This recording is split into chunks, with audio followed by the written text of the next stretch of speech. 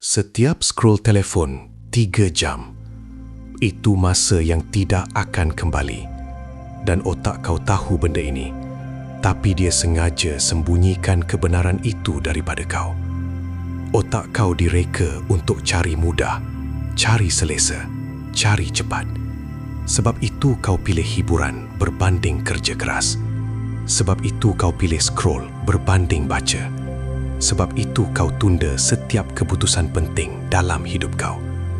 Otak kau bukan musuh, tapi dia bukan sekutu kau juga. Dia hanya mahu kau selamat. Dan selamat bermaksud kekal di tempat sama.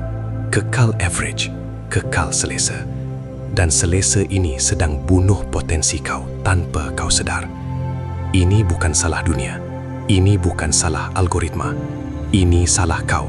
Kerana kau biarkan otak kawal keputusan hidup kau. Kau ada pilihan setiap saat, tapi kau pilih yang mudah berulang kali sampai ia jadi tabiat. Mulai sekarang, lawan otak kau. Bila dia kata tunda, kau buat terus. Bila dia kata rehat dulu, kau teruskan lagi 10 minit.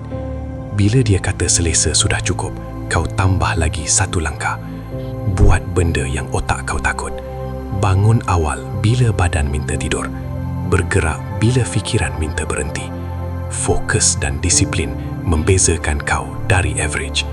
Lelaki rare buat ini setiap hari tanpa perlu tunjuk pada sesiapa. Setiap kali kau lawan selesa, kau sedang bina versi baru diri kau. Ini bukan sekadar tips. Ini transformasi lelaki yang kau nak jadi. Dan transformasi ini bermula dengan 1 saat keberanian. Tindakan kecil hari ini akan ubah versi kau. Lawan otak kau sekarang, bukan esok. Sekarang.